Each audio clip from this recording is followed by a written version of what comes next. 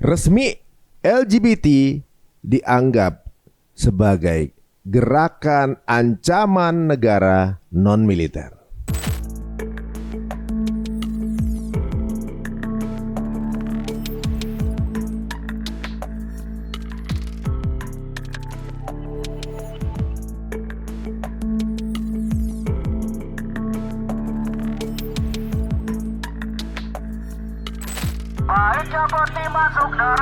Konvoi Bounty Hunter, aksi pemuda tolak LGBT jadi sorotan di media sosial. Viral di media sosial, sebuah video yang diunggah akun Instagram Robi Tansilal memperlihatkan sekelompok pemuda melakukan konvoi malam hari sambil membawa atribut bertuliskan Bounty Hunter. Dalam video tersebut, para peserta terlihat berkeliling menggunakan sepeda sambil menyuarakan penolakan terhadap fenomena LGBT yang mereka nilai semakin terbuka di ruang publik. Sejumlah peserta juga tampak mengibarkan bendera bertuliskan Bounty Hunter sebagai simbol gerakan yang mereka sebut sebagai bentuk keresahan terhadap maraknya konten dan ekspresi yang berkaitan dengan kelompok LGBT di media sosial. Aksi tersebut kemudian menarik perhatian luas dan memicu perdebatan di kalangan warganet. Sebagian pengguna media sosial mendukung aksi itu sebagai bentuk penyampaian aspirasi dan kepedulian terhadap nilai-nilai yang mereka yakini. Namun, sebagian lainnya mengingatkan agar perbedaan pandangan tidak berkembang menjadi intimidasi maupun tindakan terhadap individu atau kelompok tertentu.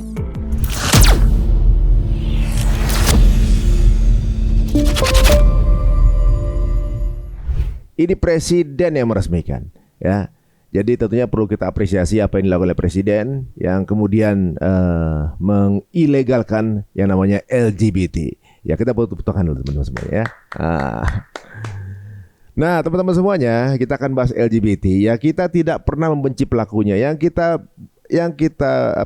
tidak sepakati, kita benci itu adalah penyimpangannya. Ya, jadi kalau saudara, kerabat yang mungkin menjurus ke arah sana perlu kita temani gitu ya. Dan kita mungkin bantu untuk kembali ke fitrahnya. Walaupun mungkin nggak mudah. Kita akan ketemu dengan guru kita yang juga mengamati hal ini sudah sejak lama. Bahkan dari sisi anak-anak pun diamati juga.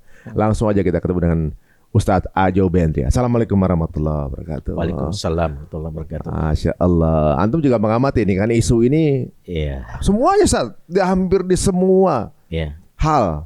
Perpolitikan ada. Iya. Pesantren ada. Betul. Medsos ada. Betul. Sampai naik sampai viral orang tua sujud gitu kan. Betul. Ini kan jadi sesuatu yang enggak mungkin kadarullah orang jadi melek lagi mengenai LGBT Betul. ini. Jadi kalau kita lihat fenomena-fenomena yang terjadi hari ini sebenarnya isyarat Nabi tentang fenomena akhir zaman. Jadi sebenarnya pembahasan-pembahasan akhir zaman yang sekarang rutin disampaikan itu sebenarnya diantaranya adalah membahas tentang kerusakan-kerusakan kan. Jadi akhir zaman kan bukan bicara tentang Dajjal semata yang menjadi fokus sebagian orang, tapi ibaratnya ya anak-anak Dajjal lewat kerusakan-kerusakan itu kan sudah bisa kita rasakan.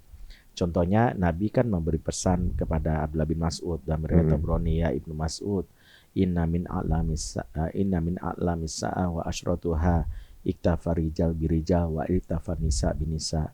Wahai Abdullah bin Mas'ud, di antara tanda-tanda datangnya hari kiamat adalah seorang laki-laki mencukupkan diri kepada laki-laki, seorang perempuan mencukupkan diri kepada perempuan. Jadi Nabi sudah ngasih tahu, ini tanda-tanda kiamat nih, bahwa nanti kita akan berada di fase itu. Jadi ketika kita dikasih tahu Nabi tentang masalah ini, berarti kan kita harus warning nih. Makanya ketika Ana membaca tentang hadis akhir zaman, sebenarnya sebagai warning. Berarti kita harus mewaspadai beberapa hal ini nih, termasuk tentang fenomena LGBT, karena isyaratnya ada dalam hadis Nabi tadi, gitu kan gitu ya. Apalagi kalau kita lihat hari ini ada dua jenis LGBT, ada LGBT ideologis, ada LGBT tragis. Maksudnya? Nah, kalau LGBT ideologis itu LGBT yang menjadikan value nilai-nilai hidupnya. Dia menganggap bahwa ini jalan hidup gua yang halangi gue musuhi, makanya mereka menganggap agama yang membatasi jadi musuh. Nah mereka terang-terangan tuh. Kalau LGBT tragis, dia orang yang terjebak akibat satu kesalahan pergaulan, pola asuh, tapi dia masih punya nurani. Ini nggak bener. Aku nggak pengen sebenarnya, tapi aku nggak bisa menghalangi. Sama kayak orang yang dia tahu zina itu dosa, tapi dia lemah untuk tidak bisa melawan hasrat diri dia untuk berzina gitu. Dia tahu ini dilarang sama agama, tapi kok gue nggak bisa nahan hasrat gue kalau ngelihat sesama jenis, ya gue nafsu gitu. Orang seperti ini yang dia dalam tanda kutip yang bermengarah kepada kebaikan, maaf, dia LGBT tragis, disitulah kita menawarkan diri, mau nggak tolong, mau nggak kita bantu perbaiki. Nah kalau LGBT ideologis karena menyerang, ya konsep kita adalah kita harus tegas juga kepada mereka. Dalam Islam, mereka yang sudah berani membuat permusuhan terhadap agama, ya kita harus membuat hal yang harus kita pahami bahwa agama pun punya ketegasan dalam urusan seperti ini, gitu ya. Jadi kalau sekarang hari ini saya ingin sampaikan misalnya kepada teman-teman dimanapun, kita tidak memerangi kalian dalam konteks bahwa karena kalian LGBT-nya, tapi nilai-nilai yang kalian bawa itu sebagai merusak yang namanya nilai-nilai kemanusiaan, di mana nanti manusia bakal punah kalau LGBT ini kalian anggap sebagai value. Pahamilah kalian menjadi LGBT, terima dulu ini salah. Nah kalau terima salah, kami mau membantu menterapinya. Itu yang sekarang kita sosialisasikan. Jadi kalau dia karena hawa nafsunya langsung bilang enggak, kita yakin ini benar. Nah itu berarti itu yang jadi masalah itu. Mereka menganggap itu let love win. Jadi kesannya apa namanya yang menang itu cinta. Padahal narasinya kan sorry teman-teman, sorry ya. Sebenarnya bukan let love win, sebenarnya let win sebenarnya. Iya. Bukan cintanya sebenarnya. Betul. Yang dia perjuangkan itu kan berhubungannya kan sebenarnya. Betul. Kan? Karena gara-gara let love win itu jadi kemudian menormalisasi. Jadi banyak yang pakai saat misalnya orang selingkuh nggak apa-apa kan let love win. Iya. Gitu kan. Betul. Kemudian apa incest itu nggak apa-apa kan love, bukan love-nya itu kan seksnya, nafsunya sebenarnya kan. Itu pakai narasi-narasi untuk melihat ini jadi normal gitu kali. Ya orang-orang kan berpikir bahwa setiap apa yang dia butuhkan, dia sering berusaha mencari pembenaran bukan kebenaran. Makanya bagaimana membuat supaya nurani dia kalau mau jujur dia harus berkata tanya balik kepada diri dia gitu ya. Sayangnya adalah nurani ini tertutup kan karena nafsu yang tinggi. Syahwat yang sedemikian tinggi menghalangi orang untuk mengakui bahwa sebenarnya ini udah nggak normal, ini udah nggak baik, dan sering berlindung di balik teori lah LGBT ini fitrah, ya. Fitrah yang karena buktinya kami bawa dari lahir. Ada harus kita pahami gini ya, fitrah itu tidak mungkin dilaknat oleh agama, oleh Allah. Sesuatu yang fitrah itu berarti sesuai dengan konstruksi manusia yang diciptakan. Makanya Allah tidak melaknat orang yang lupa. Kalau benar lupa, ya kayak Mas Ari kan pernah lupa gara-gara kita lagi ini tahu-tahu lagi puasa Syawal, padahal udah makan. Mau lupa lagi puasa dikasih makan kita banyak katanya lupa puasa lagi. Iya kan saya sama Mas Ari pernah tuh udah makan ikan kakap, kikil, ayam, begitu udah kenyang Mas Ari bilang Mimi ngajak buka puasa bareng dan anak puasa habis makan gitu. Lupa tuh, karena lupa dia bilang Allah nggak laknat. Karena itu manusiawi, manusia itu tempatnya salah dan lupa. Tapi ketika Allah mengatakan la'anallah, la'ana Rasulullah al-mutasyabihina minar rijal binisa wal mutasyabihatu minan nisa birijal. Allah melaknat, Rasulullah melaknat laki-laki menyerupai perempuan, menyerupai laki-laki. Nama di sisi lain Allah melaknat seseorang yang melakukan perbuatan kaum Nabi Lut. Berarti tidak mungkin yang fitrah itu dilaknat. Nah, tapi ada bilang bawaan lahir, Ustaz. Pahamilah, tidak semua bawaan lahir itu normal. Ada orang baru lahir ternyata tangannya 3, jarinya 3, atau kakinya 3. Kita langsung lakukan apa? Ini penyakit nih dok, tolong dong dok, ini dioperasi. Kenapa? Kita nggak bilang normal, karena standar normal itu bukan dari lahir. Standar normal adalah konstruksi yang sudah kita pelajari dari nilai. Jadi kita baru, tapi ini dari lahir Ustadz, dari lahir. Tapi kan kita tahu ini nggak normal. Ada anak matanya tiba-tiba yang juling, bibirnya sumbing, dari lahir kan? Dari lahir. Terus kita mau bilang normal, nggak normal. Karena kita udah tahu nih manusia yang normal nih begini. Nih konstruksi nilainya nih, fisiknya manusia normal nih begini. Kalau dia berarti ini nggak normal. Tapi dia dari lahir, makanya kita bantu. Dari lahirnya kita apa bantu? Yuk kita operasi kah, kita sembuhkan. Jadi kalau dia bilang kami dari lahir gini, pahami dulu, terima ini nggak normal. Ini Ya, nggak normal. ya.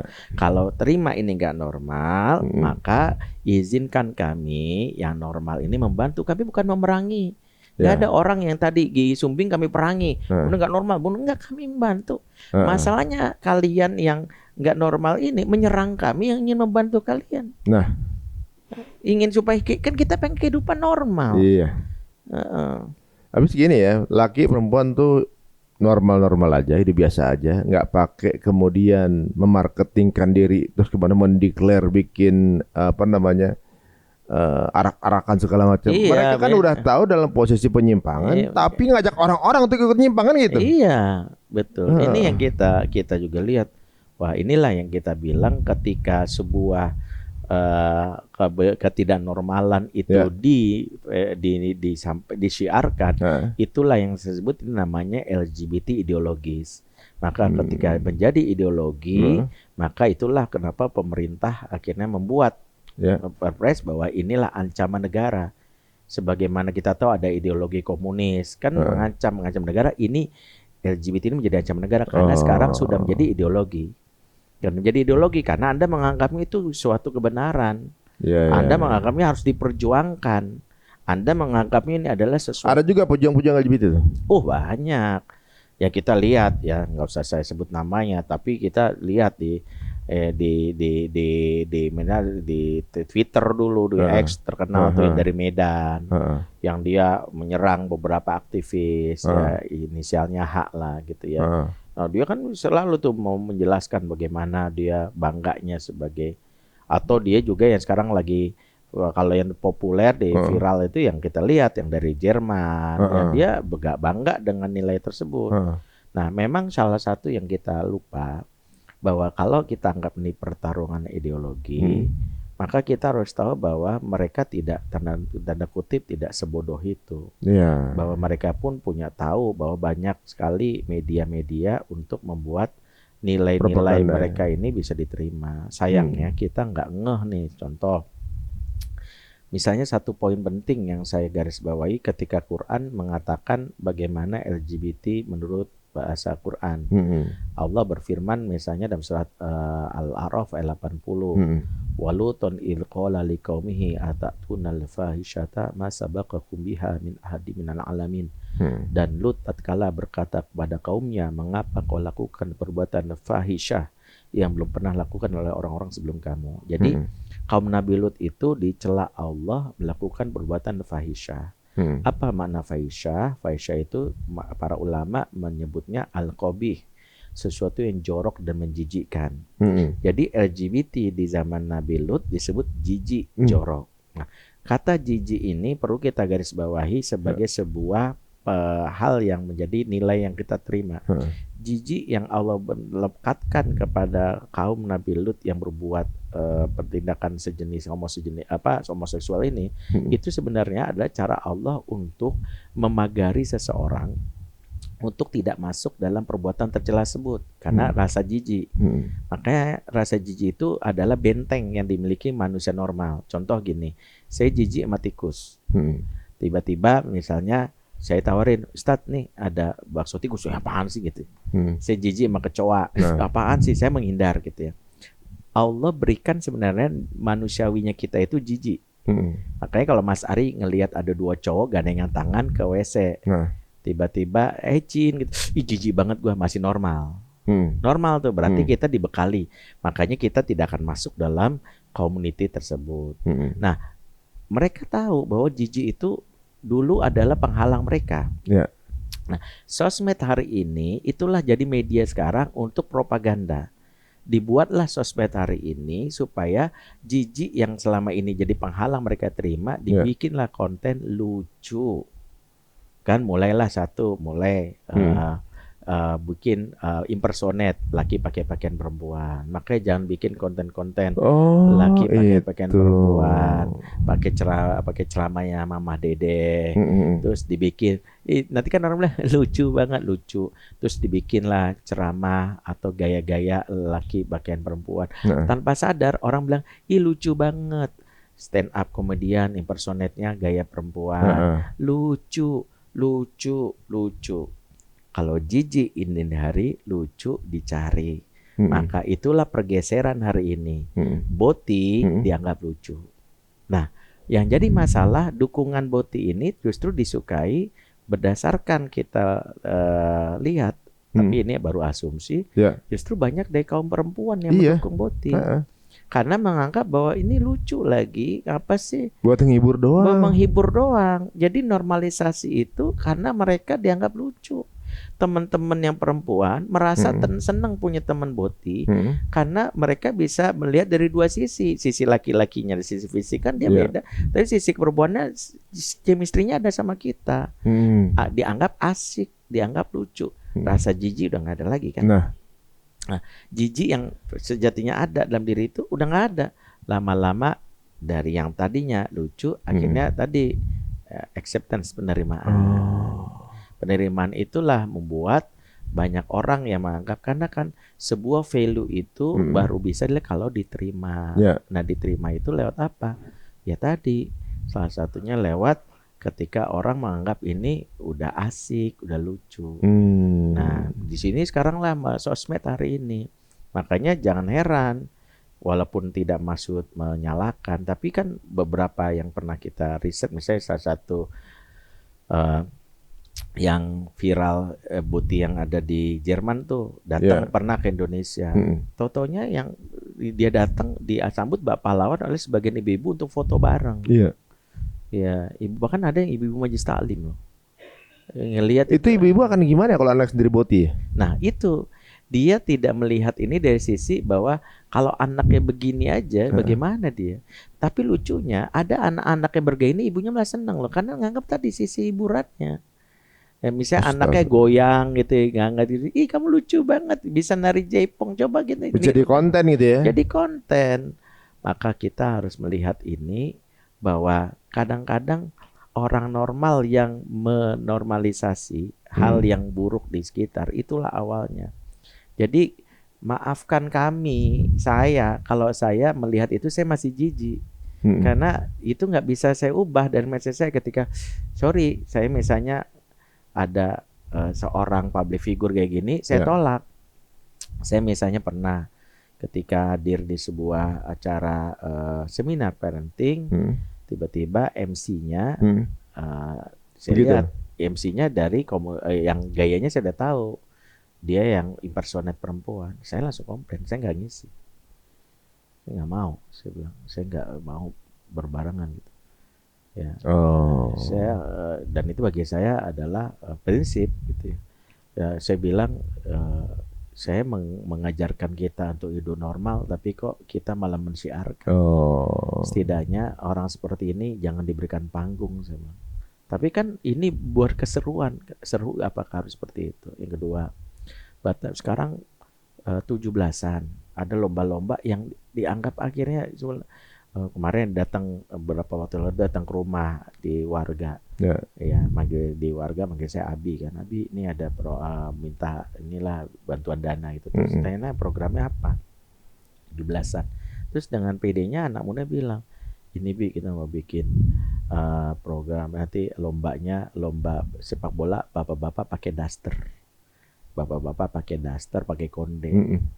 Saya bilang, maksudnya apa? Saya mulai agak nih, maksudnya apa? Ya berlucu-lucuan, gak lucu. Itu mengundang marah Allah. Cari lucu dengan cara yang gak harus mengundang marah Allah. Itu nampaknya menormalisasi apa yang Allah benci. Ya, saya bilang cari yang lain, lucu yang lain aja. Lucu yang lain itu banyak. Hari ini kan sebuah hal yang kita anggap berbeda dinormalisasi lucu, dan akhirnya kita mau nggak mau dipaksa terima. Kalau saya tetap RT harus selektif. Jadi jangan sampai kita menolak LGBT tapi kita menciptakan persepsi LGBT norma di anak-anak hari ini. Salah satunya lah katanya LGBT nggak boleh, tapi pas acara 17-an kemarin Pak RT pakai konde, Pak RT pakai ini. Oh, ada ini kok ibu bapak-bapak ada berarti yang boleh dong gitu kan? Boleh dong. Itulah kita tidak konsistenan kita. Jadi kita sendiri nggak konsisten. Bicara mengenai normalisasi dengan LGBT, saya dengar itu di zaman Nabi Lut dulu, istrinya tuh bukan pelaku, tapi menormalisasi. Betul. Itu juga dihukum. Betul. Jadi untuk orang yang menormalisasi keadaan LGBT ini juga dalam Islam juga mendapat kelihatan. Iya, makanya kan gini. Kalau kita telusuri ayat-ayat tentang LGBT itu, para ulama banyak mengambil ibrah, tapi ini istihad tafsir ya. Misalnya ketika surat Al-A'raf itu membahas tentang perilaku LGBT di ayat 81-nya. Kan kata Allah, atatuna rijala syahwata min duni nisa bal antum qaum musrifun. Kalian mendatangi laki-laki, bukan mendatangi perempuan dengan syahwat. Kata Allah terhadap laki-laki, mendatangi laki-laki itu dengan syahwat. Jadi gini, dalam kajian tafsir, kata syahwat itu berbeda dengan kata hawa yang selama ini diterjemahkan dalam bahasa Indonesia itu sama-sama hawa nafsu. Padahal ada syahwat, ada al-hawa. Itu bahasa Arabnya, bahasa Indonesianya sama-sama hawa nafsu. Tapi kalau dari sisi pemahaman para ahli bahasa, syahwat itu terkait dengan apa-apa yang terstimulasi dari luar. Ya, misalnya zuinalinas hubbu syahwat minan nisa wal banin. Jadi syahwat itu terkait dengan nafsu di luar, seks, terhadap perempuan, terhadap harta gitu. Kalau al-hawa itu apa-apa yang ada dalam diri. Biasanya pengen dipuji, pengen diapresiasi, narsis. Makanya kalau puncaknya al-hawa itu biasanya NPD. NPD itu puncak hawa. Dan di antaranya contohnya adalah korun. Contohnya NPD ya? Korun itu Firaun. Firaun itu NPD ya. Saking PD-nya jadi NPD kan gitu. NPD ya, benar-benar. Kan dia PD banget jadi NPD gitu ya. Gitu ya. Ya NP nuklir PD ya, bukan N-nya naik kelas. Naik kelas NPD gitu ya. Jadi dia PD banget gitu ya. Dia karena dia punya keinginan, karena ciri orang NPD itu kan dia berasal dari dalam, pengen orang lain ini mengakui dia, memuji dia, butuh validasi lah. Butuh validasi dari menyayangi dia, itu al-hawa tuh. Nah, kenapa pembahasan ini penting? Karena nanti ada terjemahan para ahli bahasa nih. Ketika Allah menghukum perilaku al-hawa, Allah hanya menghukum dirinya, tidak dengan lingkungannya. Misalnya ketika Firaun dia mengaku diri Tuhan, Allah yang menghukum dirinya, ditenggelamkan ke Laut Merah sama pengikutnya. Tapi kota Mesir nggak dirusak. Kota Mesir nggak dirusak, masyarakat tidak rusak. Tapi begitu Allah menghukum pelaku syahwat, penghamba syahwat, Allah hancurkan kotanya, orang-orang normal di dalamnya dibalikin, bahkan ada hewan-hewan di sana. Tahu nggak kenapa? Oh gitu. Karena perilaku syahwat itu menular. Nah, makanya supaya nggak nular, hancurin semuanya. Nah, bagaimana statusnya kalau ada orang normal situ? Dia dibangkitkan dalam keadaan sesuai amalannya. Berarti dia kalau dia memang normal, ya insya Allah dia meninggal dalam keadaan husnul khotimah. Tapi yang supaya dia nggak nyebar, itu tadi. Itulah salah satu pengetahuan mengapa kita, itulah hikmahnya kenapa dulu Rasulullah menyuruh pelaku LGBT itu dihukum mati dan sebagainya. Karena sangat mungkin dia untuk menularkan kepada yang lainnya.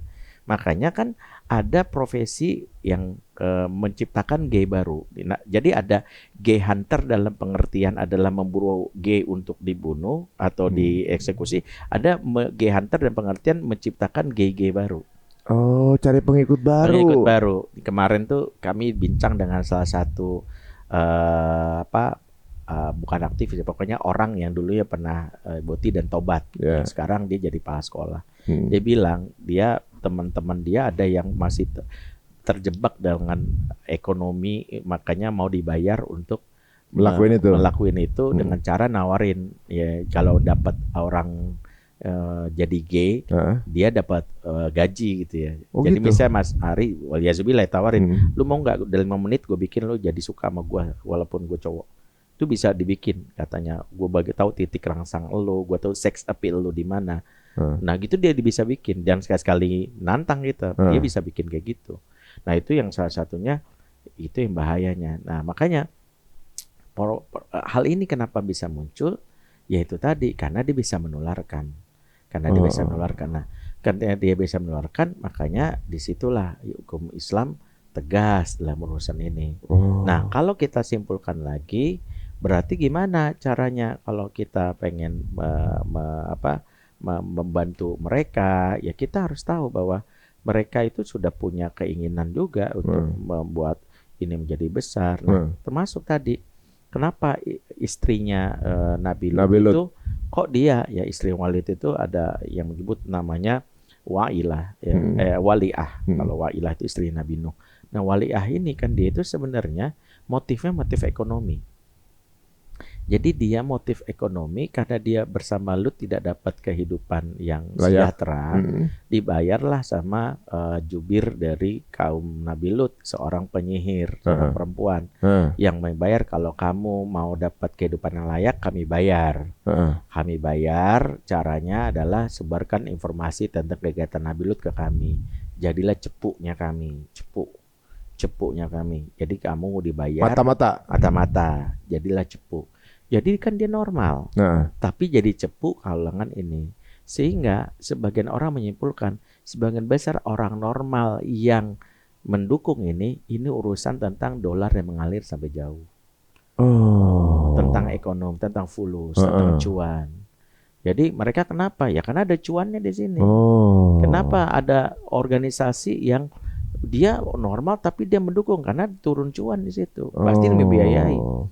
Ya, makanya media juga TV juga nayangin kayak gitu-gitu ya, kesannya ada cuannya, orang jadi nonton, dia dapat duit ya kan. Ada cuan itu yang menjadi dasar kenapa mereka mereka ikut aja di sini gitu ya. Jadi kalau nggak ada cuannya nggak ada gitu ya, karena manusia ujung-ujungnya adalah ingin kebutuhan dirinya terpenuhi gitu ya.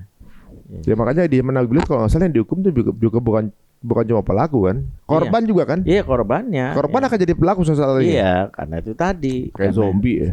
Ya, karena tadi para sebagian menyimpulkan ini menular. Ya, makanya kan kalau kita karena sekarang kita paham adanya hak asasi manusia yang kita juga bertindak kan sekarang berdasarkan legalitas hukum.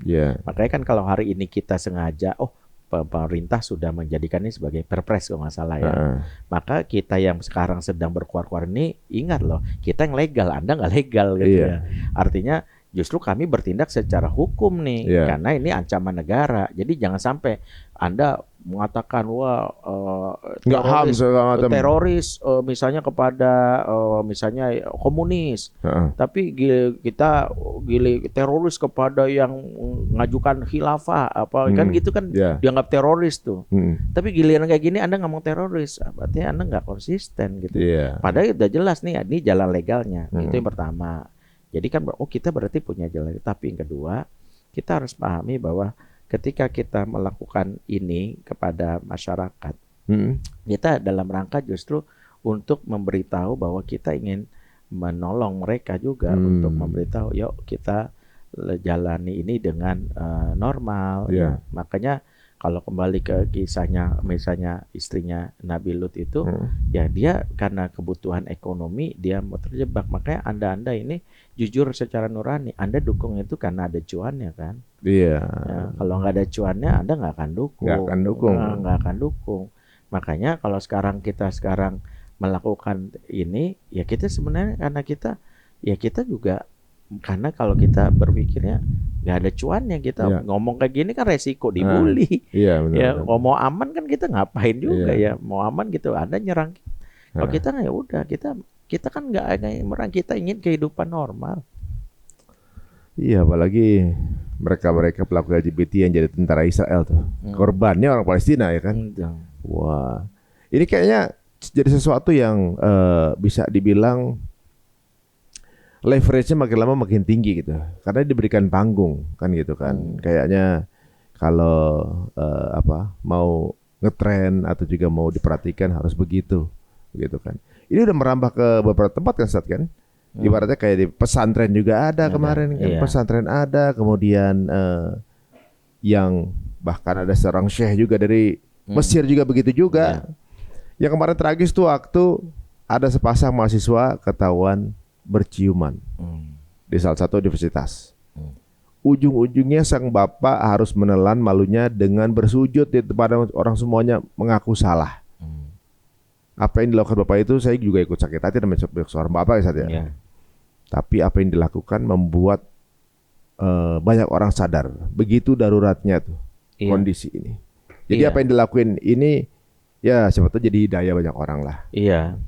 Artinya kan kita juga melihat bahwa apa-apa yang sekarang muncul di anak muda, anak-anak yang sampai terjebak, sampai pergaulan, kita juga harus mendetek bahwa ada di sisi internal dia yang akhirnya dia mengidentifikasi dirinya dengan, jadi gini, awal mula anak-anak itu dia bisa terjebak ke dalam pergaulan LGBT adalah ketika dia memiliki yang namanya samar-samar gender di umur-umur awal. Samar-samar gender. Ya, gender yang samar itu akibat tidak jelasnya identifikasi laki-laki perempuan dalam keluarga.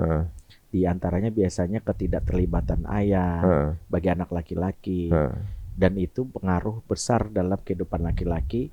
Di situ dia merasa dirinya itu, saya tubuh laki-laki tapi kok kalau ngelihat bapaknya tuh kayak benci gitu. Kok laki-laki nggak peduli ini gitu ya. Maka ada sisi diri dia menolak.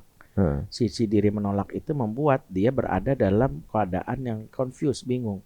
Gua nih laki apa perempuan ya, laki atau perempuan ya. Itu kan kondisi di mana akibat kegamangan. Karena tidak mendapatkan fixed gender. Gambaran jelas ya. Ya, fixed gender itu akibat dari orang tua yang tidak membuat dia rasa bangganya terhadap laki-lakian dia.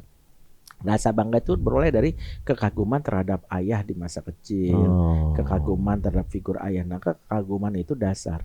Hampir beberapa kali kami melakukan yang namanya diskusi dengan beberapa orang yang saya pikir jadi penyintas, katakanlah itu LGBT. Mereka punya isu fatherless yang kuat. Nah, isu fatherless ini itu yang membuat sebagian beberapa anak memilih jalan untuk ya dia memposisikan dirinya seperti itu. Nah, itu ya jadi makanya ini yang jadi masalah nih.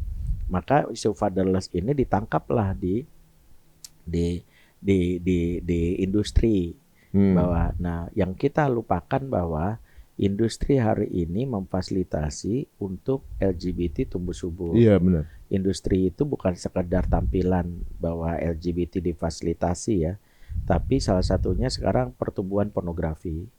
Pornografi itu kan melakukan. Walaupun pornografi bukan pornografi ini apa namanya? Jadi gini, hal yang harus kita pahami, pornografi itu kan membuat seseorang itu memiliki kerusakan yang membuat otak moralnya itu menjadi rusak. Yang kita sebut PFC itu prefrontal cortex ya. PFC yang rusak itu membuat daya ngeremnya dia itu tidak punya lagi, disebut braking systemnya. Braking system itu sebuah value yang dia ini lakukan. Yang kedua, LGBT itu pornografi itu membuat seseorang itu akhirnya selalu ingin mengeksploitasi seksual itu dengan cara yang berbeda. Jadi dia selalu merasa kurang gue udah biasa, kurang udah biasa. Kenapa? Karena daya nagihnya itu selalu ingin membuat sensasi baru. Saya udah sering melihat adegan persetubuhan laki perempuan, udah biasa. Gue udah sering melihat laki-laki melakukan perkosaan keras kepada perempuan, udah biasa. Naik level gitu. Naik level. Selalu butuh. Nah, salah satunya pintunya lewat pornografi. Yang kamu sudah biasa, tawaran baru nih. Kepada siapa? Satu bisa jadi bahkan kepada pada siblingnya, kepada ibunya. Kan pornografi itu imajinasi liar difasilitasi semua. Ya, kamu bisa kok berhubungan sama ibu kamu atau tuh moralnya sudah rusak kan. Kamu bisa berhubungan kok sama saudara kandung kamu, sama sibling kamu bisa berhubungan juga kok kepada misalnya sama jenis kok. Ya, karena imajinasinya muncul di situ. Nah, imajinasi itulah yang membuat akhirnya seseorang itu akhirnya memuaskan syahwatnya kepada sesama jenis. Akhirnya mencari sensasi. Makanya saya sering telusuri. Dan itu saya bisa memastikan pelaku pelecehan yang sudah akut, seperti misalnya seorang kepala pesantren melakukan kepada beberapa santri, syekh yang melakukan kepada beberapa santri, saya bisa pastikan pasti mereka pecandu pornografi.